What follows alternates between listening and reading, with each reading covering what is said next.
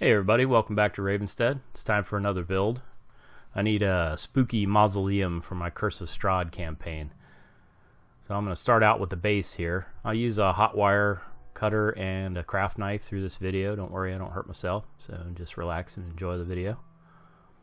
Just cutting away the bulk of the edges here with the hot wire and then going in with the craft knife to kind of sculpt this down.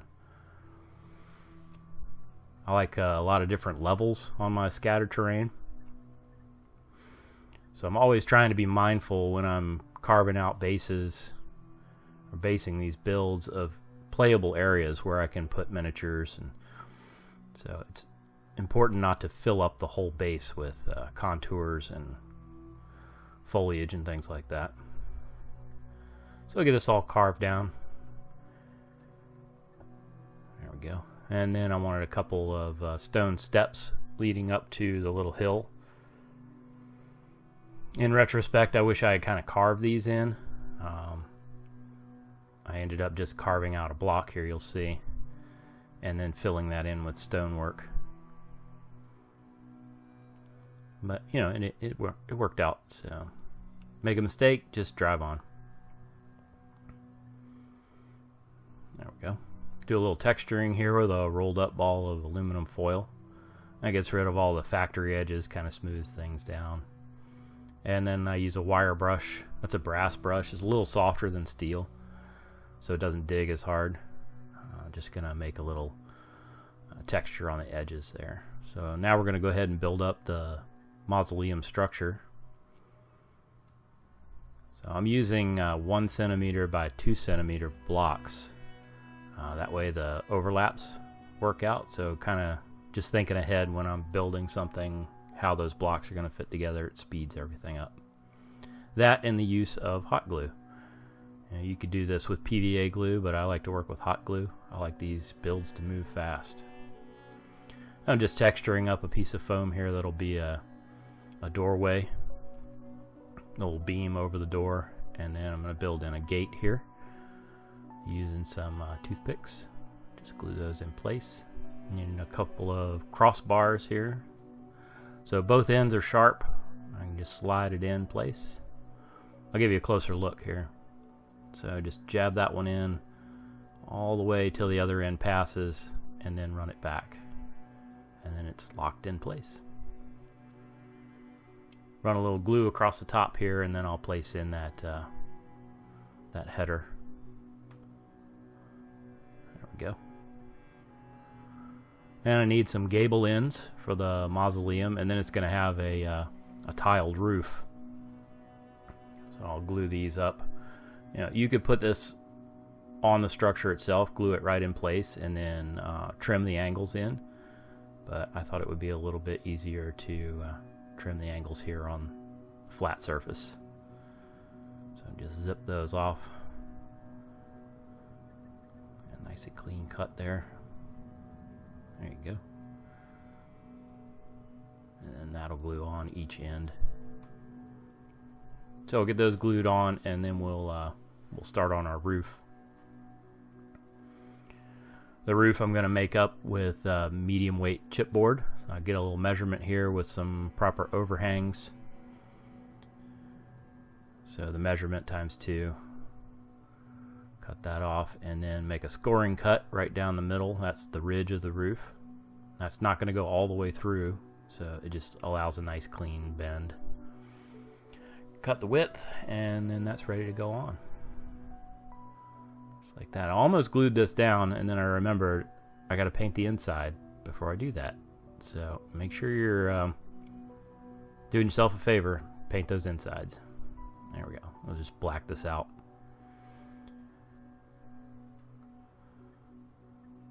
It would have been a good opportunity to put some kind of spooky light source in there. Maybe we'll do that on another build. I'm making up my shingles for this roof. I thought as far as the paint scheme goes on this one, I wanted this to be a slate roof.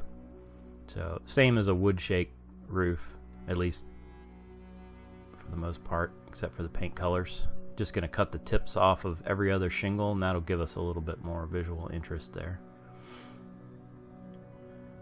We'll put down our roof substructure. glue these strips of roofing on. Just lapping them one over the other. And my professional roofers out there, you're probably cringing. You know, it's alright. It doesn't actually rain in my little world. So being a slate roof, I wanted a little metal cap on the top, so I'll paint that copper. And then some rake boards to finish off that joint between the roof and the stone. And those will get painted up. There we go. There are my ugly stone steps. I say, if something doesn't work out just the way you wanted it to, don't stop. Just keep going. You'll figure it out. And remember, we can always hide something with a clump of foliage. I thought this needed kind of a spooky little broken tree with a branch hanging over the roof. We'll dress that up later. Need some headstones, tombstones. So I'm going to use this piece of 1/2 inch foam and just round the top of it. So pretty much everything in this build, you don't have to have a hot wire cutter. You can do everything with a craft knife. If you're making these long cuts, like cutting off like this, you want to put a lot of the blade out and make a nice shallow, long, sweeping cut. That way you don't get any tear outs in the foam. So that's the profile, and then we just make these little slices, and now we have the headstones for our cemetery. So we'll glue a couple of those down. I imagine this mausoleum being the burial site for someone important in town, and they just kind of exhumed a couple of graves to get them out of the way and built their tomb. It's kind of rude.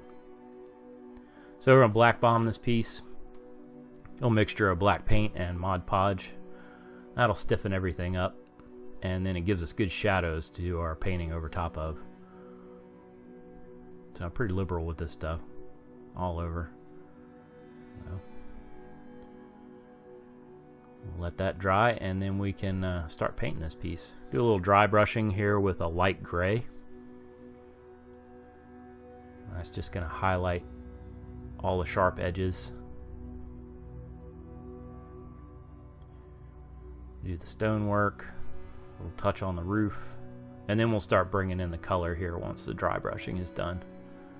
So you can see that black undercoat really gives us great shadows. A little brown on the wooden parts. Get those rake boards. Very subtle coloring. I wanted this to end up kind of dark and spooky, so I didn't want to get too crazy with the color. I'll go in there with some green.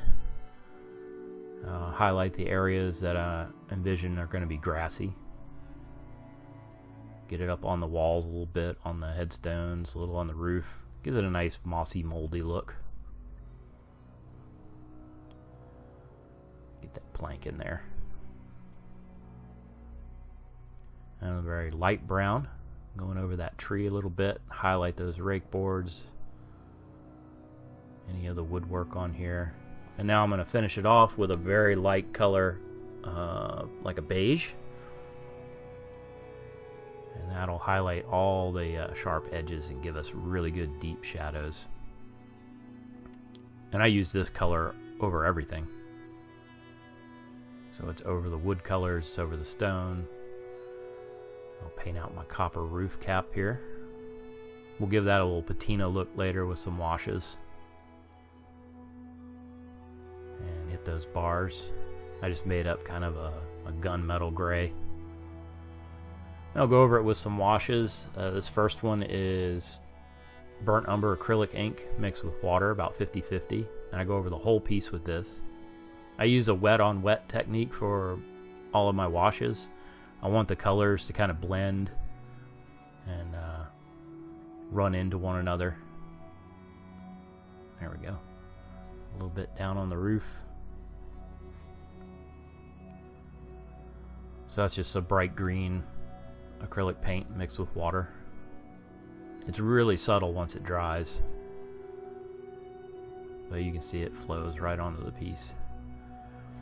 Then I use a little bit of Vallejo rust wash straight out of the bottle. Sometimes I dilute it, but it's pretty diluted already.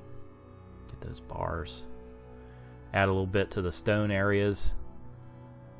Kind of gives it a rusty iron oxide look. And once this piece is dry, we can start flocking. So I'm going to paint on some PVA glue here and there, wherever I want grass to be growing or moss. And then I'll sprinkle on the flocking, shake off the excess, and it should give us good grassy areas. And then we're going to build up some more texture on this piece too with more coarse flocking and foliage.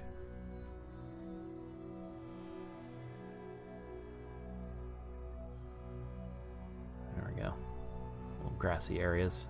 I like to leave little spots here and there open. I decided to put a little bit of volume in front of these headstones, so I'm using a coarse flocking and PVA glue, just kind of tapping that in place. I've got a new favorite. I chopped up a bunch of my lichen, preserved lichen, and I'm using that for vines. I got so excited I made a terrible shot here. There you go. Now you can see it better.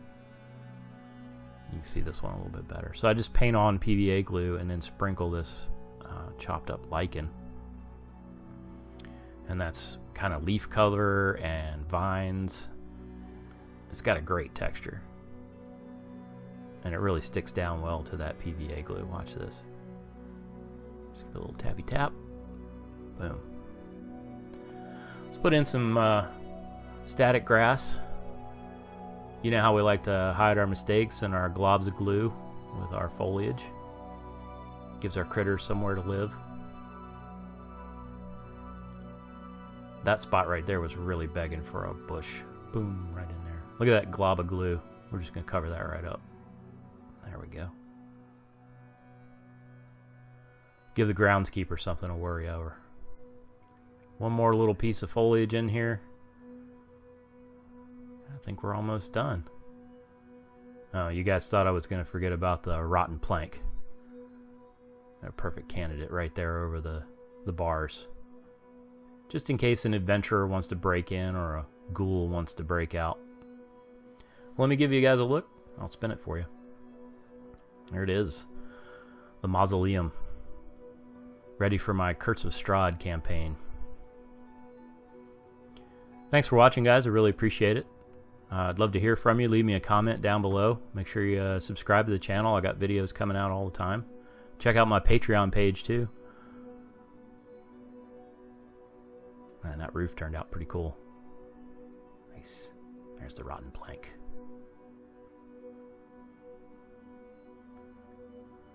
Spooky. Alright guys, thanks for watching. I really appreciate it.